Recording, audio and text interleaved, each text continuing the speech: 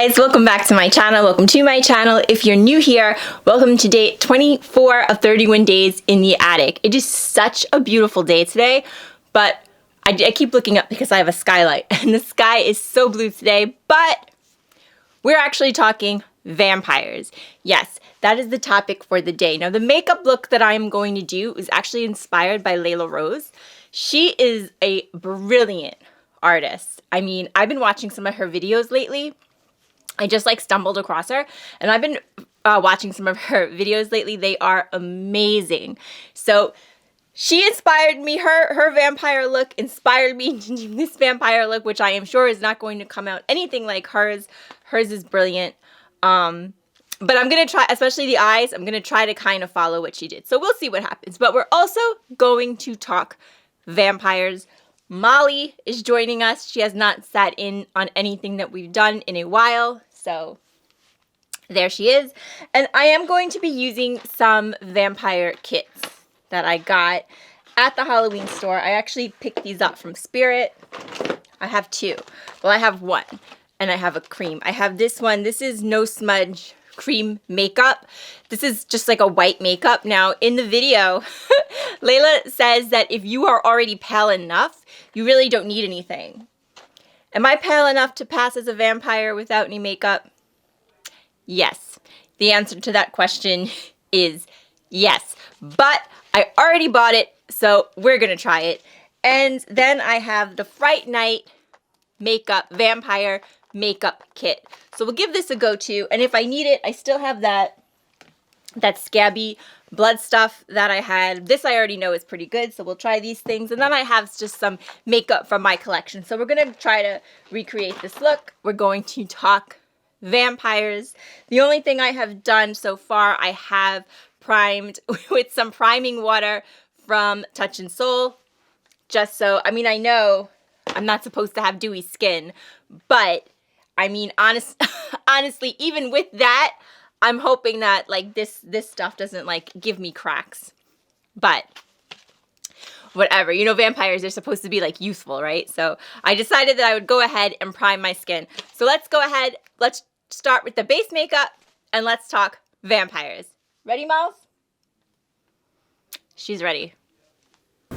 Okay, so let me explain to you guys what just happened. In the beginning is the first segment, I told you how I had this smudge thing from Spirit, this white makeup, and then I had this kit. It says you can paint up to 10 faces, and this came with it. This stuff is it's crap. I'm sorry. It's no good. This stuff feels like hard chalk. I can't imagine what you're going to do with it. And this stuff does not go on smooth at all. It just goes on streaky. Where's the picture?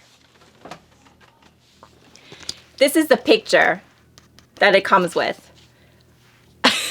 I'm not the best with makeup, but I really, who knows? Maybe somebody could make it work. It's not going to be me. Like I said, I think I said this in one of the videos before. I wouldn't really, the Sally kit that I used was very, very good. I do have to say that. I liked that kit. I thought the makeup was good. I like this scabby thing. I think this is good. But for the most part, a lot of the makeup that I have been using from these Halloween makeup kits, it's just not good. I have some left over, if you can see it. It's like white streaks. I tried to get it off with a makeup wipe. Whatever. Instead, I'm just going to use stuff that I have. I'm just going to use other stuff that I have, and we'll see what happens because these, I mean, they just look terrible. This one, like I said, this one was just streaky and did not spread.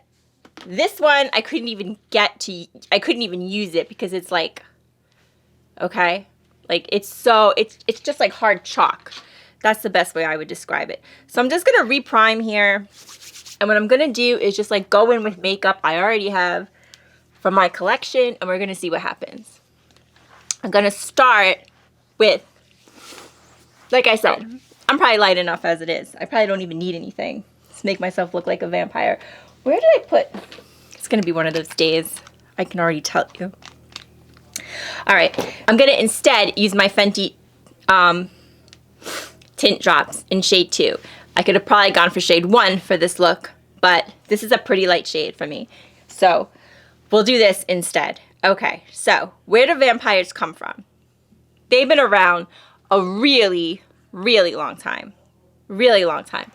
They actually, you'll find vampires in Greek mythology, but our version of vampires probably come from Eastern Europe much later, towards the 17th century.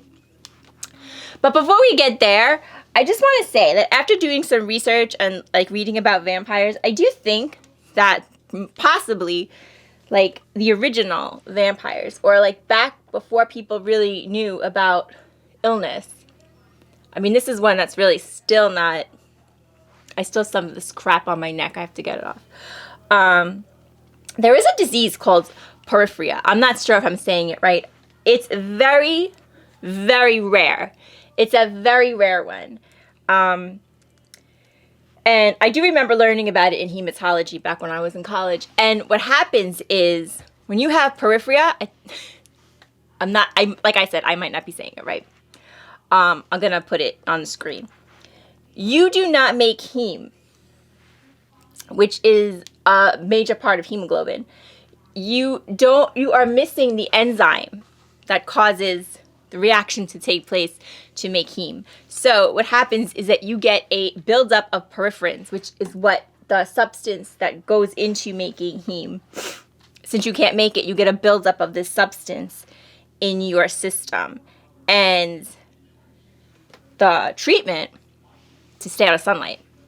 Because what happens is when you go into sunlight, the porphyrins that you have built up under your skin are activated by sunlight. And that can cause blisters, that can cause sores, that can cause a lot of pain. So they tell you that if you have this, you really should stay out of sunlight. Like even exposure for more than 30 minutes can cause you to blister up. So that could have been like back before science was understood. Nobody wrote things off to science or medical reasons. Everybody wrote things off to superstition. So back then, I think it is possible that some people were suffering from that. Not a lot of people, because it's a very rare thing. But we might have our roots to vampires right there. We might. All right, guys, so I just went ahead and did my eyebrows. I just did a little bit of ABH Brow Wiz, which is what I would usually use. So, I think that probably for most people, their first experience, quote unquote, with vampires was probably Dracula, which was written in 1897 by Bram Stoker. Now, I actually never read it. I should read it. It's like one of those books I always wanted to read, but I never read. So, I definitely should.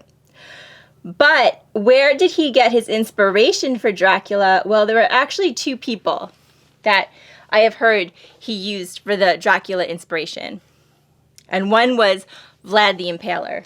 So, Vlad the Impaler was a ruler in Romania from around the 1400s. And he was Vlad III, but he was also Vlad Dracula. So how did he get that name? It was his name. Very simple. His father was knighted into some order of the dragons. And in Romania, the word for dragon was Drac. And he was son of the dragon, so he was Dracula. So that was it. So I think that Stoker probably just liked the name.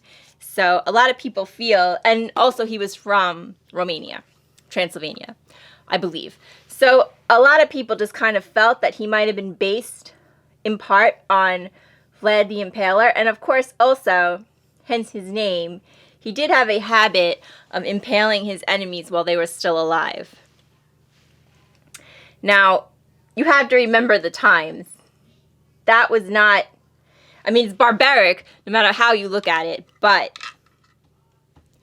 there were some punishments back then. If you ever look at like executions, what they did back in, those times,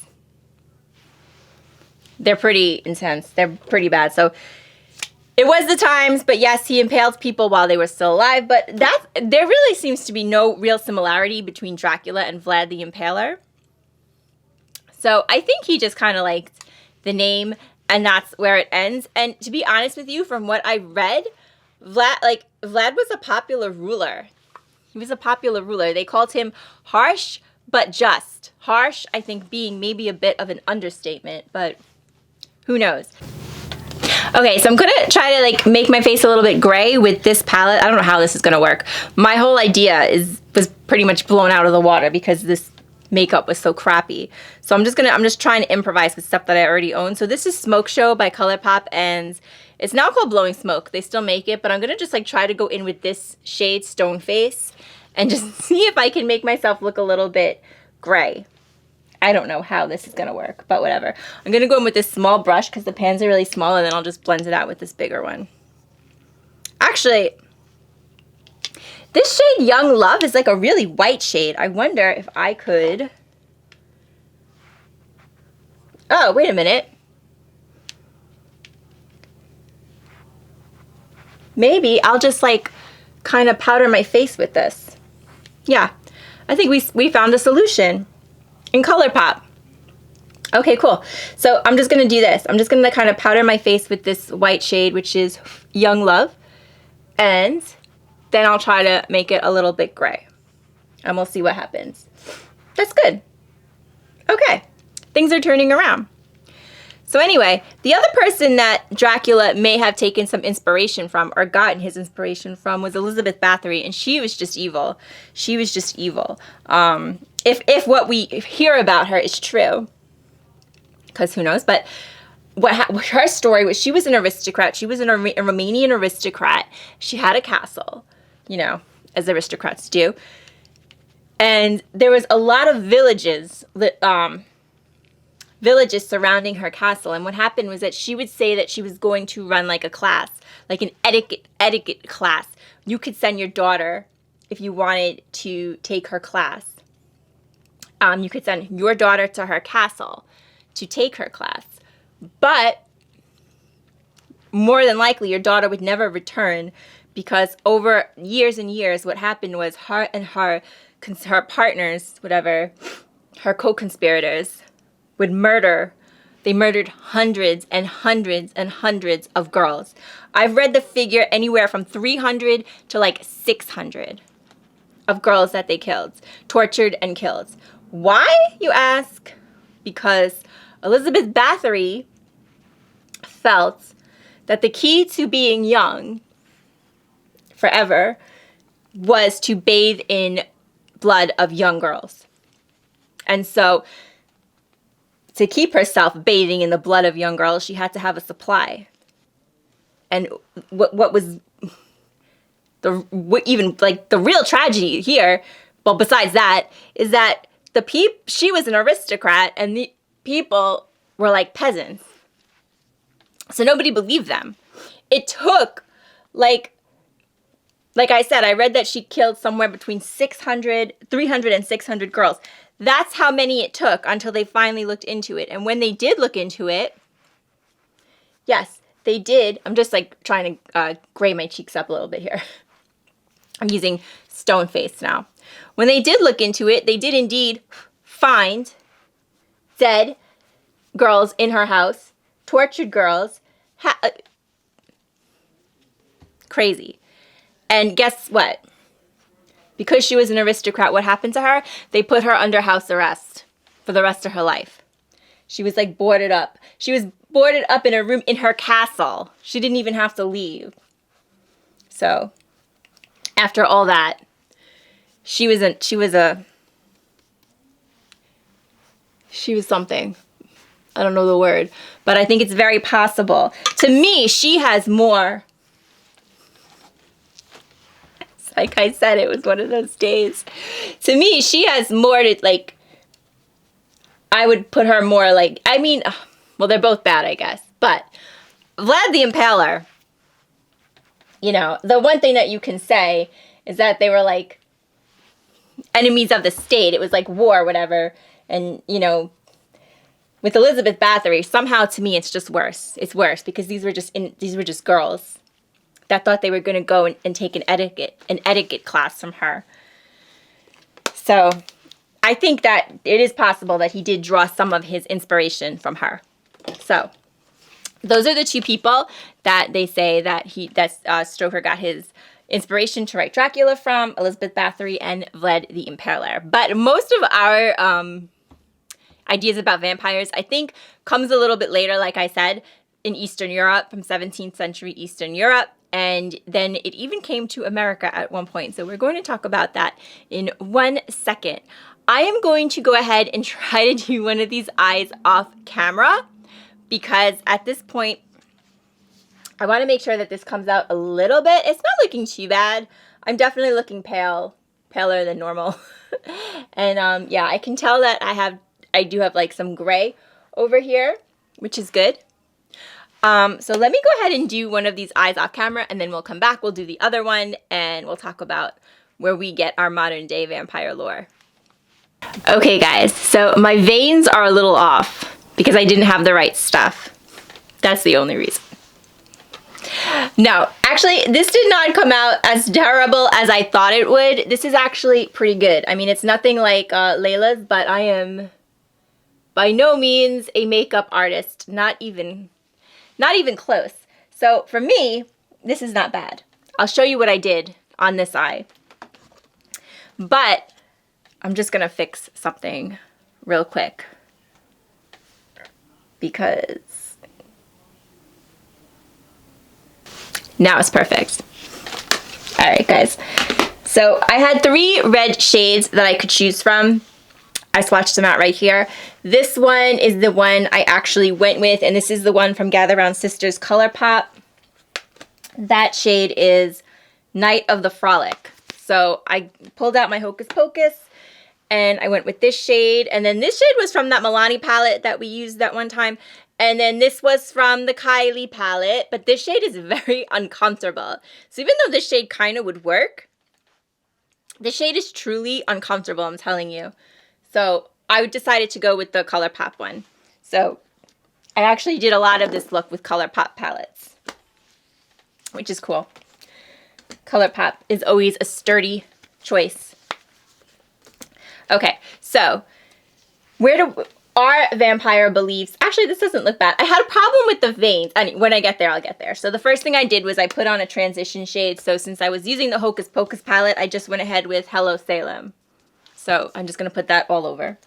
Let me find the brush that I used. This should go quicker because now I have all the... You would think it would go quicker because I had all the brushes set out, but you never know with me. Okay.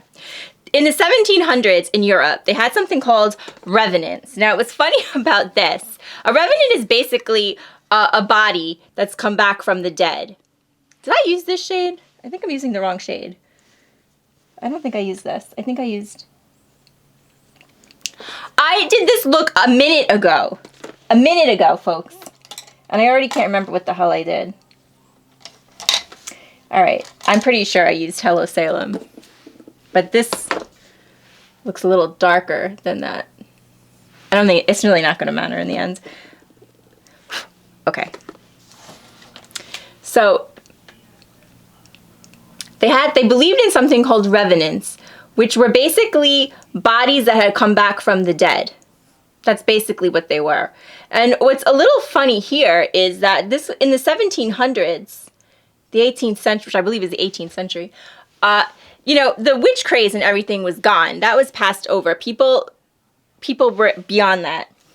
But they were not beyond vampires. They still wholeheartedly believed that you could come back from the dead. I think what happened here is, again, you had a lot of misunderstanding about disease, about infectious disease, because what would happen, often families would die in droves, or towns would die in droves. They would die off together because, you know, you got something, you gave it to someone else, especially consumption. Consumption, tuberculosis, that was a very big thing back then.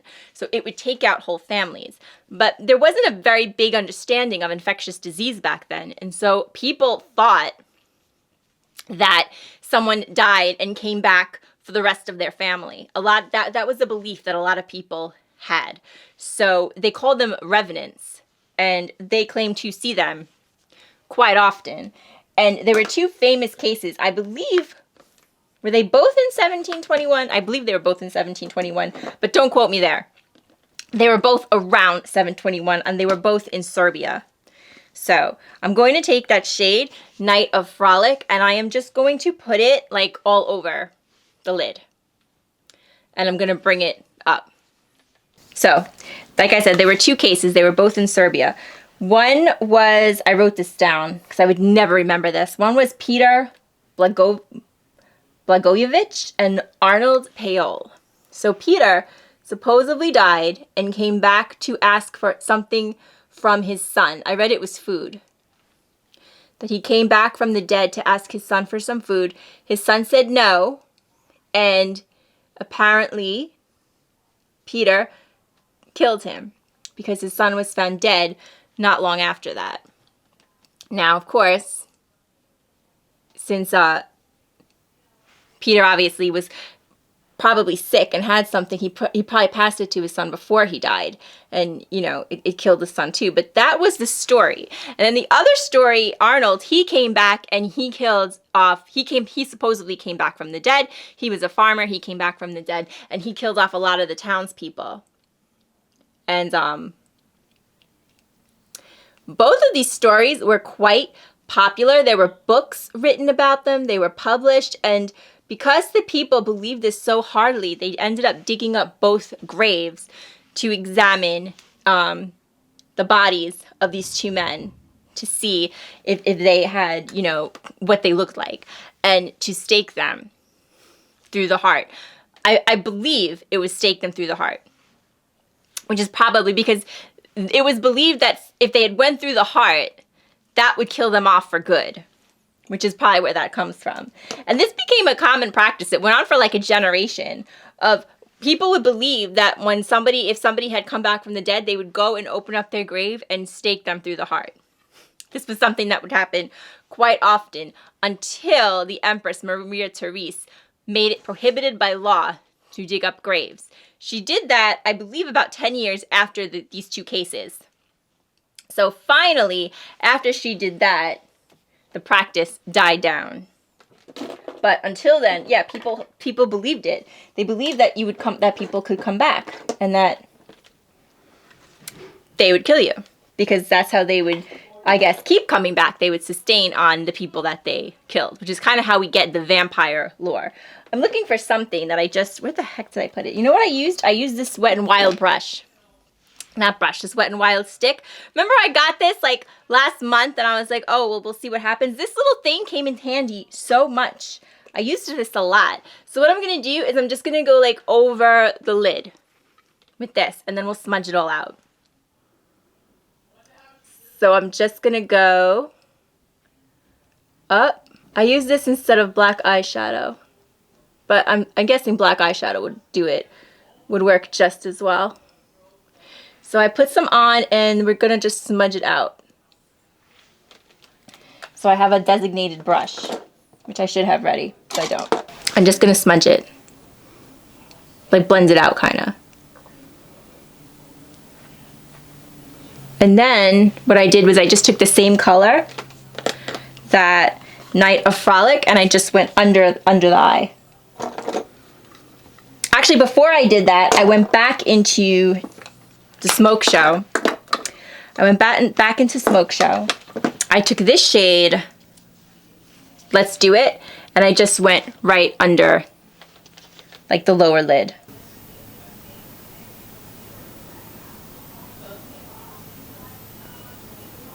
And then we're just going to take that shade, Night of Frolic, and go under.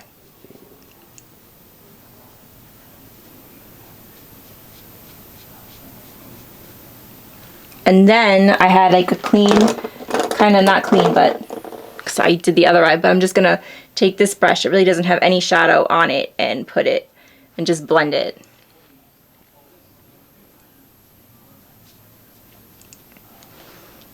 So it kind of like smudges. Then I took my Katcha wing. I love this thing. I don't care what anybody says. Right. Well, I don't know. Do people like this? I think it's fun. All right. So I just kind of put it there. I mean, at this point, can you really see the eyeliner?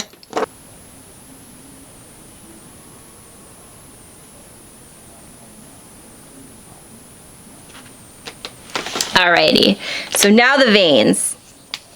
Now, in her video, Lela Rose had that Makeup Forever kit, that Makeup Forever, it's not a Halloween kit, but it's like that, it's a Makeup Forever, like the kit where you can like mix the different colors. I think it's more something for makeup artists. I definitely do not have it.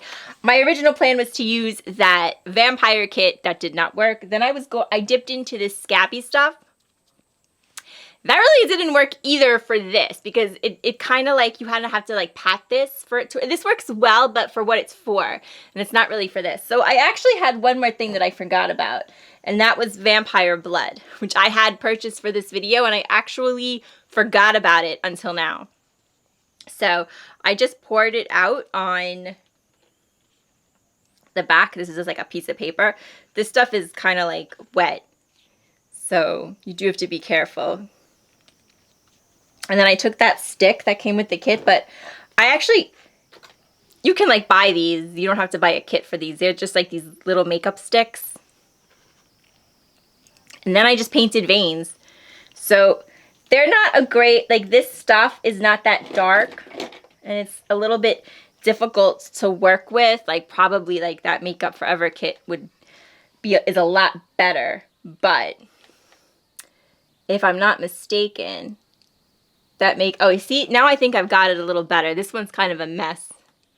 That Makeup Forever kit is $98, right? It's like expensive. So if you're not a makeup artist and you're not really going to use it, I mean, I definitely wouldn't buy it to draw vampire lines, you know, but, you know, like she had it, she was mixing colors. Hers looked gorgeous. Really nice.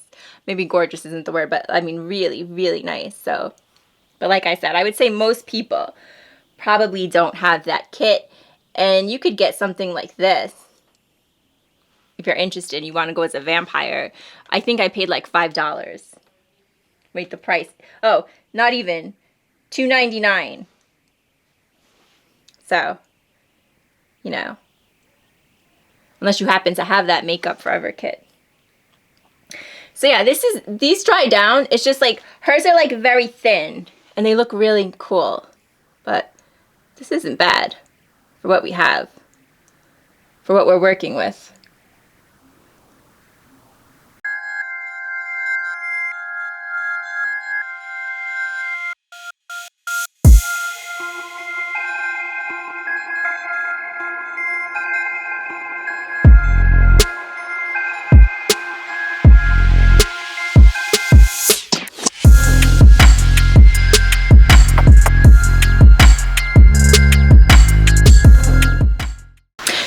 Bad. So yeah, so we're a vampire. Now, the last story that I could find on vampires actually took place in the United States. It took place in Rhode Island, or vampire-like. So the vampire craze, I guess, died down in Europe, but this actually happened in 1892, and this happened in Rhode Island, and they still, I guess, believed in this kind of thing. So again, this one I know was consumption. It was tuberculosis. It was running rampant. It was taking out a lot of people. It's very, very, very contagious. And this man's family had perished. His name was George Brown. His son's name was Edwin Brown. And unfortunately, George Brown's wife, whose name was Mary, his daughter, Mary Olive, and his other daughter, Mercy, they had all died of tuberculosis. And now his son, Edwin Brown, was sick with tuberculosis. So his wife, Mary, and his daughter, Mary, they had died quite a while ago. But his daughter, Mercy, she had just died. So what happened was the townspeople were convinced that one of them, either Mary or Mary Olive, was coming back to, was making Edwin so sick. They were drinking his, you know, I guess feasting on him or drinking his blood for substance. I don't know if they went that far, but they did believe that they were coming back to make Edwin sick. So how did they cure it? How did they stop it? You had to go to the source. So if it was Mary, they had to cut out Mary's heart. And if it was Mary Olive, they had to cut out Mary Olive's heart. So George did not believe in this. He really didn't want to do this, but the townspeople convinced him that this was the right thing to do. So they dug up Mary, and all they found was bones.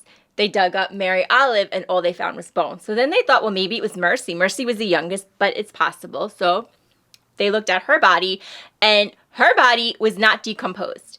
But she had been the most recent to die, and she was not buried. I think she was not buried because it was very cold. This was Rhode Island, and the ground was hard. So she was probably somewhat like preserved. So she was in some kind of mausoleum, I think, and she was probably somewhat preserved just from the cold. So they presumed that she had to be the vampire. She was responsible for Edwin's misfortune. So they dug out her heart, they burned it, cremated it, they took the ashes, they mixed it with water, and they had Edwin drink it, thinking that this would cure him. Of course, it didn't, and unfortunately, he did succumb 2 months later to TB. And I believe that was the last incident. That was the last incident that I could find of this kind of thing going on. But I think back then, it happened quite often. So there you have it. There you have the history of vampires, where they come from, where we get our stories from. But, I mean, they continue to, like, intrigue us, right? If you've, recently we had, like, the True Blood series on HBO. If you watched that, I believe they are making a sequel, or, like, they're going to make a movie or something. I don't know. I read that. I didn't care for the way I love the series. I didn't care for how it ended. The books were very, very good. And then, of course, like, the whole Anne Rule, all of her vampire books. I mean, vampires, they intrigue us. They do. So there you have it. Let's go ahead and do the mouth, and then maybe we will give ourselves some bite marks. I know I don't have fangs. I knew I forgot something. I wouldn't be me if I remembered everything. I am dying to use this Harley Quinn lipstick that I got from Smashbox.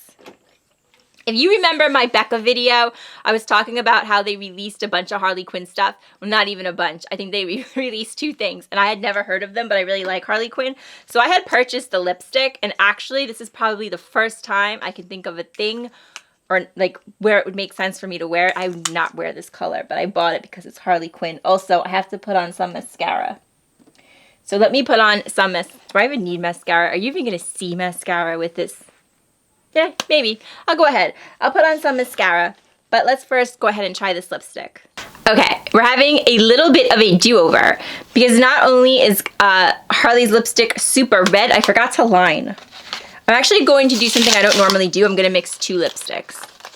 So, I don't have anything like really red, like deep red, but I do have this one. This is a black lipstick. I think it's from last Halloween. It's not like a brand or anything. So I'm just going to try to mix those 2. So first I'm going to line, because I don't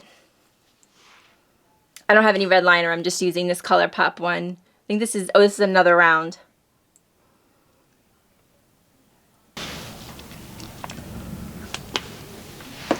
Okay, now I'll use Harley's.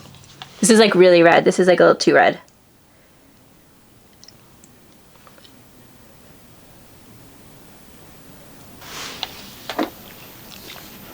So I'm gonna do, I don't know if this is gonna work. I don't know if this is gonna work, but I'm gonna take the black and like kind of go over it. We'll see.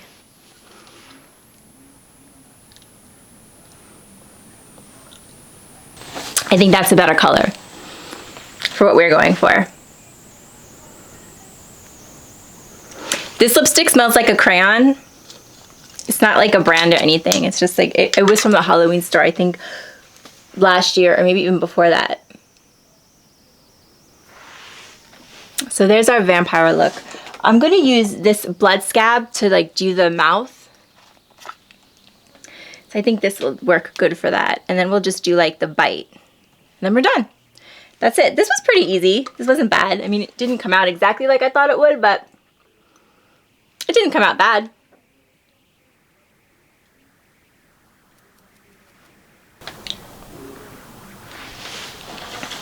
Okay. So what I think I'm going to do now, I'm just going to do like the marks like here. So what I will do is I'm going to take that red shade. We're going to dip back into our Hocus Pocus palette. We're going to take that red shade, Night of Frolic. And I don't know how this is going to come out. We're going to try. I'm going to just make 2 spots here.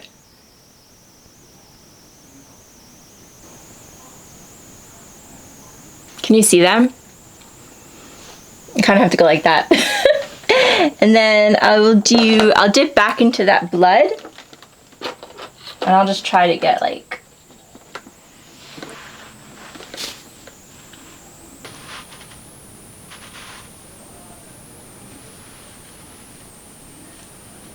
that's not bad.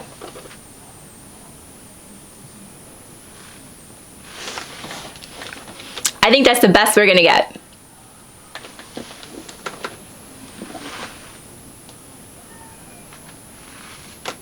So there you go, guys, some vampire makeup and a little bit of history of the vampire. What do you guys think of vampires? That's kind of a weird question.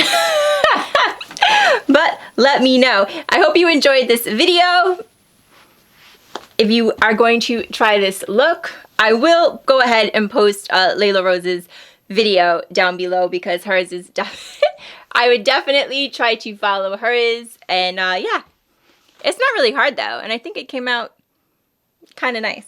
So I want to thank you so much for joining me for today, day 24 of 24 days, I wish, 31 days in the attic, and I will see you guys tomorrow for another video.